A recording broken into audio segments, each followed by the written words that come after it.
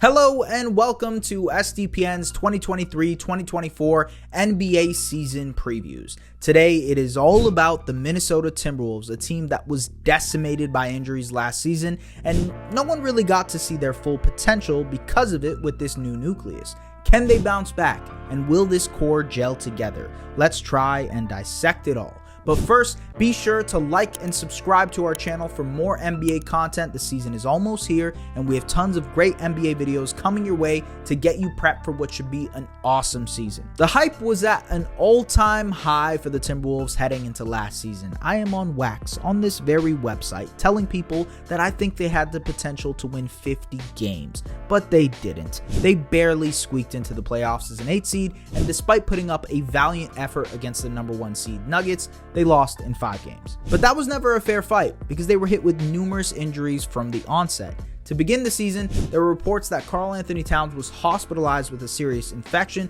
that forced him to lose a bunch of weight prior to opening night. Only 21 games into the season, after a disappointing 10-11 start to the year for the Timberwolves, Cat suffered a calf tear that would force him to miss 52 consecutive games. He returned to the lineup in mid-March, but by then the Timberwolves were hit with another string of injuries. Naz Reid, Towns' backup, who had been having a stellar year in his absence, hurt his wrist and would be out for the remainder of the season. In the midst of all this, in their season finale with huge playoff implications on the line, their big offseason acquisition Rudy Gobert threw a punch at his own teammate Kyle Anderson, and in the very same game, Jaden McDaniels, the Timberwolves' best wing defender, punched a wall on his way out of the arena, forcing him to miss the rest of the season with a hand injury.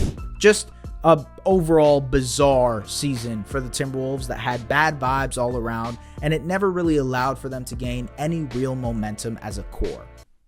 Here's hoping this year is different. Some might say that this team went through the ringer last year and will bounce back strong because of it. And while I think that's a fair assessment of things, I don't necessarily think it'll be smooth sailing. Their core of Anthony Edwards, Karl Towns, and Rudy Gobert didn't look like world beaters together to start the year, only having a +1 net rating and 480 minutes together last season. The main reason was because Gobert was clogging up the paint for Edwards, who wasn't really able to use his athleticism as much because of it, and he struggled to adjust to playing with a rim-running center. But Edwards still needs to improve as a playmaker, especially in making more complex reads in the half-court and becoming more of a facilitator. In that department, without Towns, throughout the year, he improved, and there's hope that this season, he might even look better in that role. Another reason they struggled was because Towns wasn't able to adjust defensively to playing a more perimeter-oriented role, chasing around faster forwards and having to switch out onto faster guards because Gobert became their primary center. That's still to be decided, in all honesty, because I don't think Towns will be able to adjust. But there are ways the Wolves can counteract that. Maybe by using McDaniels as a weak side rim protector more, or by staggering Towns and Gobert more often in transitional lineups. As far as their offseason goes, they swapped out a few rotation pieces for others, losing Taurean Prince and Austin Rivers while signing Troy Brown Jr. and Shake Milton. Of all of those, maybe the most intriguing is Milton, who has never been able to get a fair shake, no pun intended, in Philly, and might be able to get some more run in Minnesota as a consistent backup guard with creation juice. They also drafted big man Leonard Miller, a Canadian from the G League Ignite, an intriguing player with playmaking juice, defensive versatility, and tons of upside. I'm not sure if Miller will be able to crack the Wolves' rotation this season, especially with them re-signing Reid to an extension and still having Towns and Gobert, but his positional versatility might allow him to get some more playing time this season. Speaking of extensions, the biggest one for Minnesota was inking Edwards to a 5-year deal worth up to $260 million. Edwards is a star in the making and the beacon of hope for a franchise that is trying to find a shred of stability. He's already having himself a good summer with Team USA, and that might be great momentum for him to take that leap to stardom this season.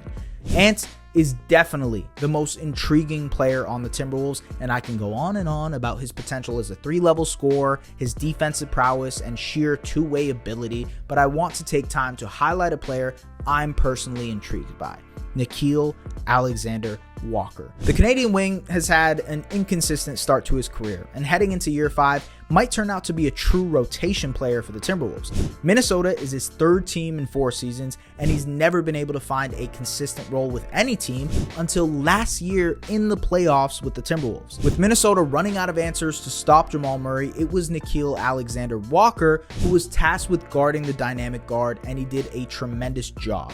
So much so that he started in 4 of their 5 games against the Nuggets and took on the primary task of defending him, and received high praise from his teammates and the media for doing so. If Nah can buy in on the defensive end, he can be a rotation player for Minnesota next season. The question will be if he can stay on the court offensively. He's become more consistent as a shooter, knocking down 38% of his threes on 3 attempts a game. If he can continue to hit his outside shots and play defense, he can add a dynamic to the Timberwolves team on the perimeter alongside Edwards, Mike Conley, and McDaniels to become maybe one of the best perimeter defenses in the league. Add Gobert to that, well, you might just end up with the best defense in the entire league at full strength. Ultimately, the biggest factor heading into next season for Minnesota will be how their aging stars look. With Gobert, who's 32, and Conley, who's 35, the Wolves are relying on 2 guys near the end of their productive careers to be consistent pieces on a playoff team. Conley continues to prove that father time is wrong, but Gobert has shown some serious signs of slowing down. How much can the Wolves mitigate that, and how effective can those 2 be? That is a huge question for Mini next season. They're projected to win 43.5 games, and I think that makes sense. They're going to be an above 500 team that has the potential to really explode into a potential 50-win team if Edwards takes that next leap that many expect, and if they can stay healthy. There's been tons of talk about the Wolves potentially trading Karl Towns in order to rejig their roster around Edwards, and while that is probably inevitable at some point, maybe even soon, I think they give this core one more shot this season, see how good they can be, and then reassess their options in the summer. Because of the amount of injuries they had to deal with last season, it's fair for them to want to see what they have before shaking things up in a major way by trading Towns. And Towns needs to have a healthy season and recoup some value in order to make it even make sense for them to trade him. Either way, I'd expect a bounce back season for Minnesota, one that is hopefully healthy. But what do you think? Let us know in the comments, and as always, don't forget to like and subscribe to our channel. We really appreciate it. Have a good one.